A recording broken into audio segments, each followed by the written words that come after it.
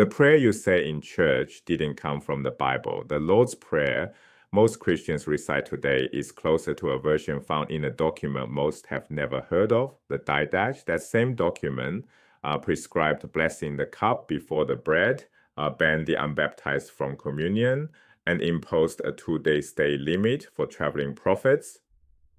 Stay longer, and you're declared a fraud. This is the oldest Christian instruction manual. The Didache, pronounced Didache, Greek for teaching, bears the full title, The Teaching of the 12 Apostles.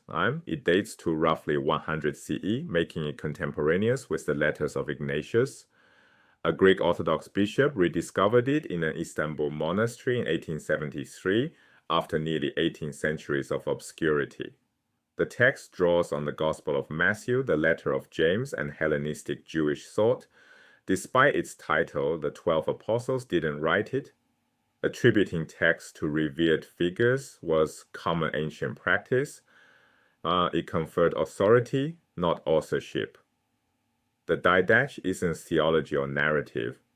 It's a how-to guide for running a church.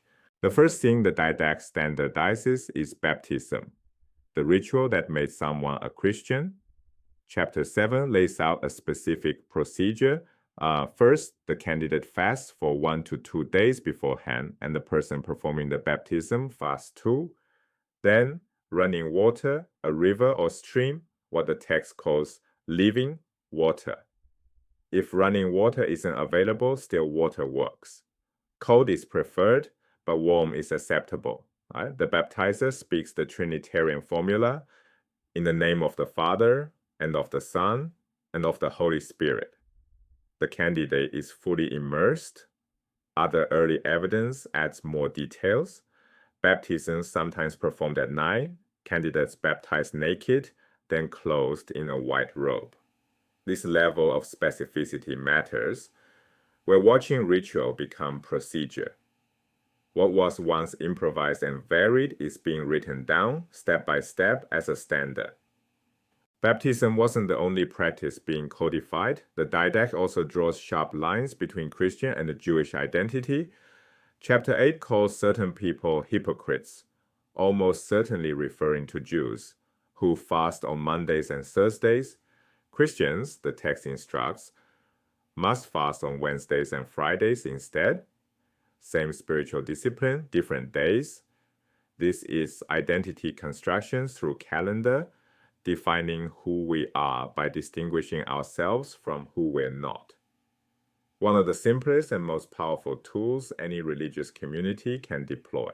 The Didache also prescribes the Lord's Prayer, instructing Christians to pray it 3 times daily. Place its text alongside Matthew's Gospel, Luke's Gospel, and what churches recite today. Luke's version is shorter. It omits key phrases. Matthew's is close but lacks the closing doxology. For thine is the kingdom and the power and the glory. The Didache includes it. The prayer most Christians say descends from liturgical tradition, not directly from scripture. The Didache's most theologically consequential instructions concern the Eucharist and from the Greek Eucharistia, meaning thanksgiving. The ritual order surprises. The cup is blessed first, then the bread. Modern practice reverses this. Access is restricted. Only baptized Christians may participate. The text provides standardized prayers for each element, but the real escalation comes in chapter 14, where the Eucharist is described as a sacrifice, a term the Apostle Paul never used for the Lord's Supper. Paul framed it as a memorial meal. The Didache reframes it as something offered to God. This shift carries enormous consequences. A sacrifice implies something real and transformative occurs in the elements, an understanding that would eventually require an ordained priest to preside. It also filled a ritual vacuum. Early Christians didn't practice animal sacrifice, and the Eucharist as sacrifice became their equivalent. Chapter 14 adds further requirements: confess sins before participating, reconcile with anyone you've wronged.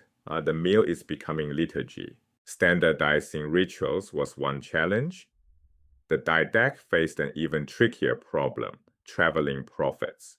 The Greek word apostle means simply one who is sent out. These itinerant charismatic figures move between churches claiming divine authority. Chapter 11 imposes hard limits. A visiting prophet may stay 1 or 2 days. 3 days marks him as false.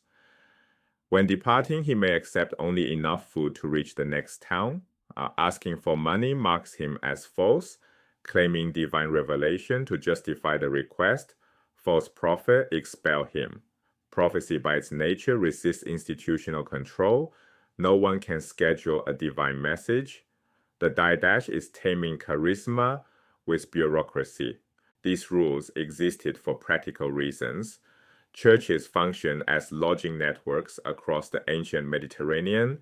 Inns and taverns were dangerous, associated with robbery, prostitution, and violence. Christian communities offered safe hospitality to fellow believers traveling between cities, but freeloaders exploited the system. Chapter 12 extends the rules to ordinary travelers. Welcome for 2 or 3 days, then find work or move on. Generosity had limits, and the Didache wrote those limits down. Step back and the full picture emerges. The Didache captures a specific fleeting moment, the transition from charismatic improvised Christianity to institutional religion with written rules, standardized rituals, and controlled authority.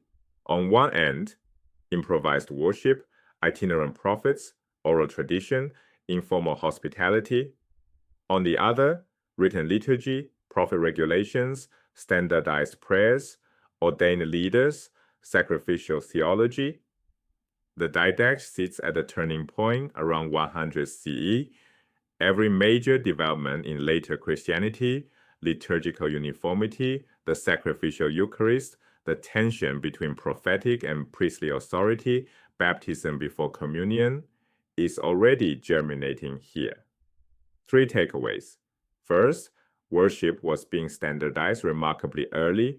Baptism, fasting, and the Eucharist all had written procedures within decades of the apostolic era. Second, the Lord's Prayer. Most Christians recite descends from liturgical tradition, like the Didache, not directly from Scripture. Third, the strict prophet rules represent one of Christianity's earliest institutional power moves, bringing charismatic authority under bureaucratic control. This document was lost for nearly 1800 years. When it resurfaced in 1873, it revealed that institutional Christianity's roots were older, more practical, and more contested than anyone imagined.